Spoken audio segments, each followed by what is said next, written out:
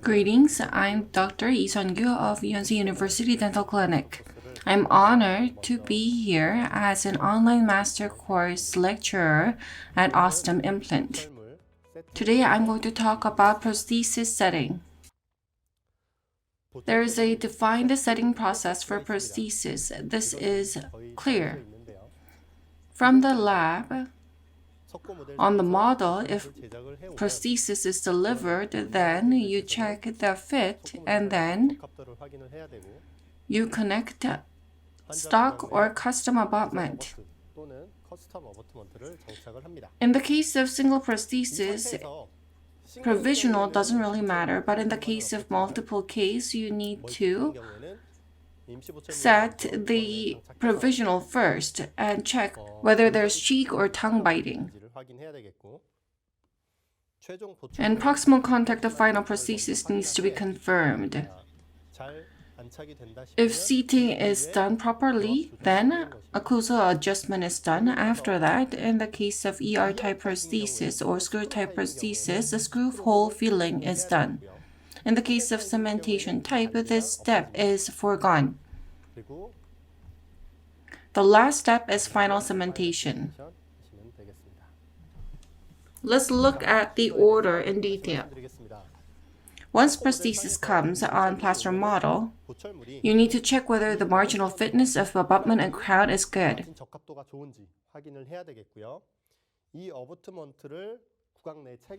And the jig which you use to connect the abutment should be confirmed as well. On the plaster model, if the contact and margin does not fit well, it's not going to be good in oral cavity as well. Therefore, on the plaster model, you need to check these two factors.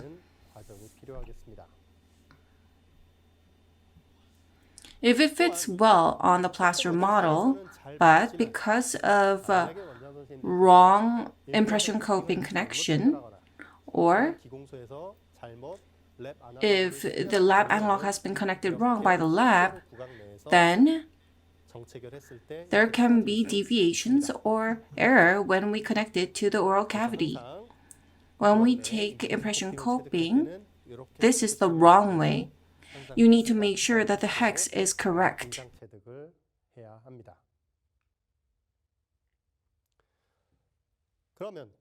This jig transfers the abutment to oral cavity. You need to check whether this jig fits well. Be it custom or stock abutment, you need to make sure whether there's any gap between abutment and jig.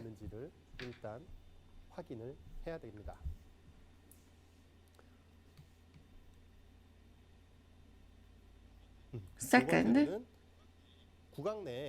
after abutment is connected using jig, you need to check whether there's gap between the jig and adjacent tooth or not, or whether it has been properly seated. When we receive the prosthesis from the lab, then there's a jig and there's abutment for the patient. When you connect it to oral cavity, you need to check whether there's any gap between abutment and jig and whether there's gap between the jig and the stop in the adjacent tooth. Once this is confirmed, abutment can be connected nicely.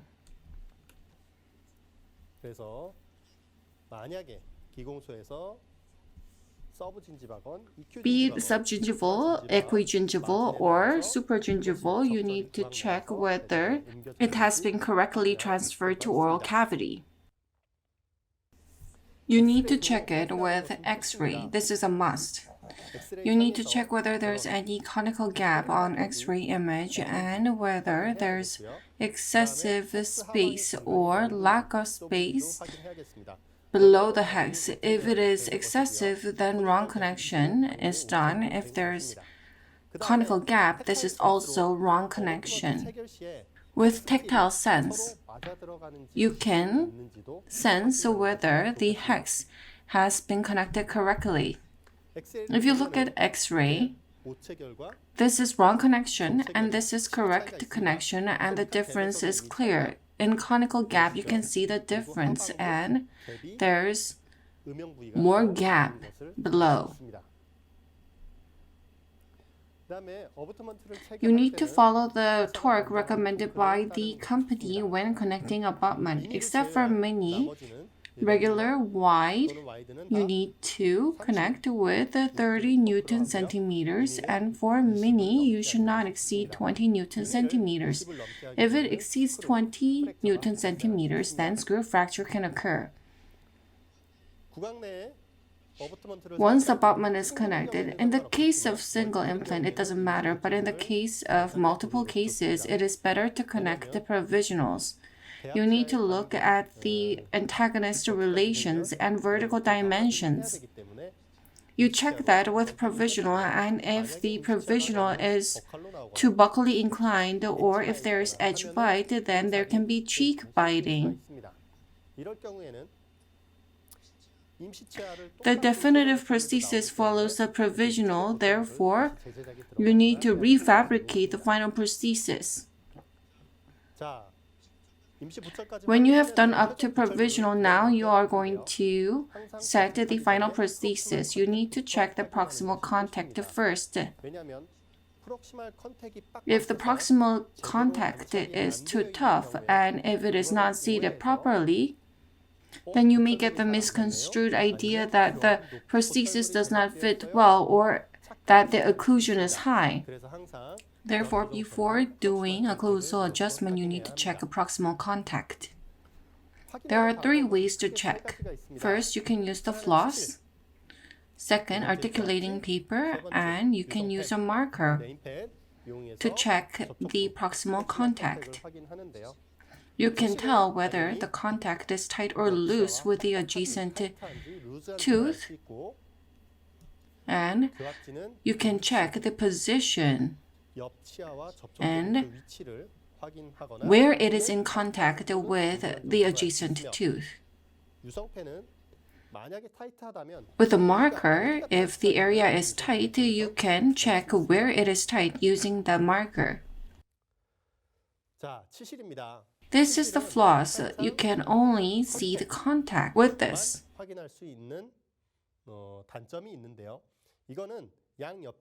Using the floss, you need to check whether the contact of adjacent teeth and the antagonist are tight or loose. If the contact of adjacent teeth are loose, then it doesn't matter if it is loose.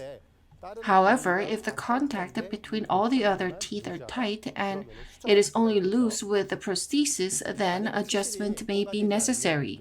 If the floss cannot go through, it is excessively tight, and if it can pass through too easily, then there's concern for food impaction. This is the marker.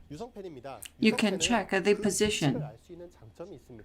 If proximal contact is too tight and if you have no idea where it needs to be adjusted, use a marker. It doesn't matter if it is gold or PFM or zirconia. Apply it and then you set it in the oral cavity. Then full seating will not be done. It doesn't matter. And if you take it out, you can see the signs of the marker where it is in contact. By adjusting the set areas, you can make the contact loose. Third is articulating paper. You can use it in oral cavity, or if you have plaster model, you can use it on there. If the articulating paper comes out loose, then the contact may be loose. If it is tight, then it will not slip through. The same as with the marker, you can see where it is in contact if you use articulating paper, and you can adjust the proximal contact area. When adjusting proximal contact, you need to make it towards the buccal and occlusal surface. If the proximal contact area is adjusted towards inferiorly, then there can be more foot impaction at the top of the prosthesis. You need to make it head towards buccal occlusal surface. These are different instances. You can only tell the level of contact tightness with floss. You cannot see the position. In the case of marker, you don't know how tight or loose it is. You can just check the position. With articulating paper, you can check both. You can utilize these tools appropriately. There are many tools that can be used for adjusting proximal contact.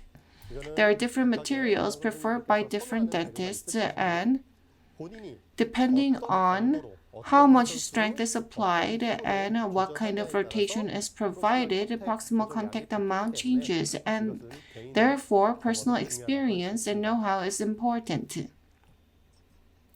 After checking the contact before setting the prosthesis, you need to check using shim stock. You need to do it before delivery. You need to check not just the adjacent teeth, but the most anterior aspect as well. You need to check using the shim stock. If you only check mesiodistally, occlusion can still occur even if the prosthesis is high. Therefore, you need to check whether the patient can bite down on the shim stock. You need to check the superior side using this. You need to check whether the patient can bite on the shim stock the same with the prosthesis on.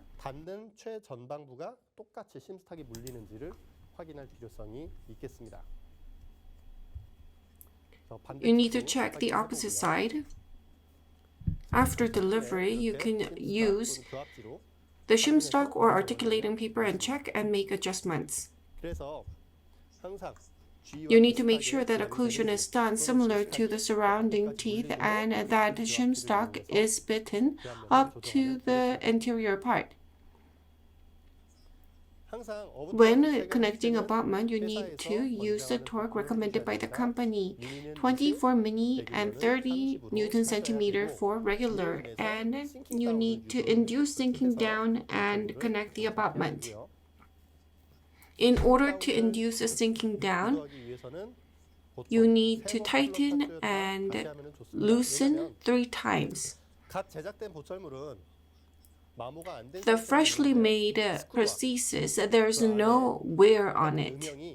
The process of tightening and untightening needs to be repeated 3 times in order to induce a wear on the screw so that it can be connected properly. Or once connected, you can have the patient bite on cotton roll very hard. Then temporarily there will be sinking down, and if you tighten once again, then you can reduce sinking down significantly.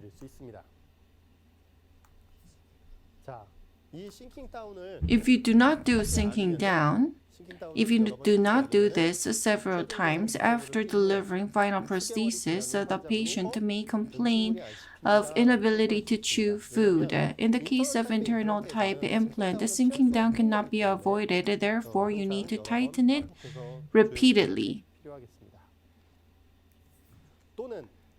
In addition to tightening it repeatedly, you can use provisional.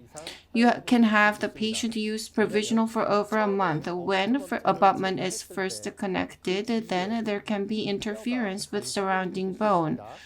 If you use provisional and apply load continuously, then this area can be resorbed and proper seating can be done. By using provisional for over a month, the sinking down can be done ahead, and on abutment level, you can take impression once again and fabricate final prosthesis. There is screw type, cement type, and ER type prosthesis. The order is the same. First is the screw type. First, you need to check the plaster model and check proximal contact, gingival contour, and then do occlusal adjustment.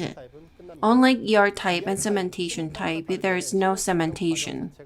So those steps are more easier, but the proximal contact, when you adjust it within oral cavity, you need to tighten and loosen the screw continuously so it can be cumbersome. In the case of screw type, you need to check the contact. You need to tighten and untighten the screw. You need to look at gingival contour, and if it looks okay, then you need to tighten using the torque recommended by the company. You need to check the final prosthesis with X-ray images. You need to tighten repeatedly as shown. In the case of screw and ER type, there's hole on top. This hole is covered using either one seal from Ajuste, Teflon tape, or cotton pellet. In the case of cotton pellet, at times, later it can smell, therefore, one seal or Teflon tape is recommended. On top of it, opaque resin is used to completely cover the screw hole. This is cement type. In the case of cement type, the abutment is connected with an oral cavity, and on top of it, just as trying in a natural tooth crown, prosthetic setting is done. Checking needs to be done on the model, and you need to check whether the margins are right. Abutment level impression is taken, and on the plaster model, you need to remove the abutment and jig and connect it in oral cavity and check using X-ray images. If there's wrong connection, you need to adjust it. If there's wrong connection, the final prosthesis will not go in properly. Appropriate torque is provided and proximal contact is checked. An internal fit is checked. In the case of prosthesis from lab, the fit is good in most cases, but in the pontic area, it can be too convex. If you press too hard, then the prosthetic setting will not be done properly.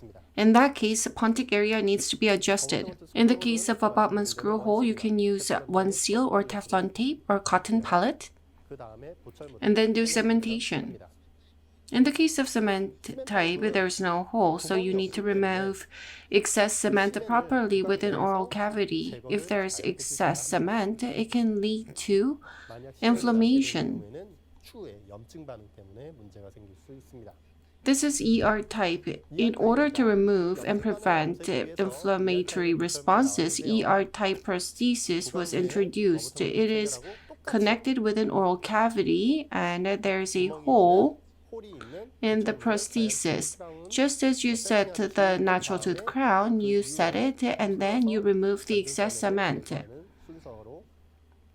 In the case of ER type, you need to check using the plaster model first, and using jig, you connect the abutment. Before connecting the abutment, you need to check whether there is a wax or cement. You need to remove thoroughly before doing connection. Also, X-ray is used to check whether it has been properly connected or not.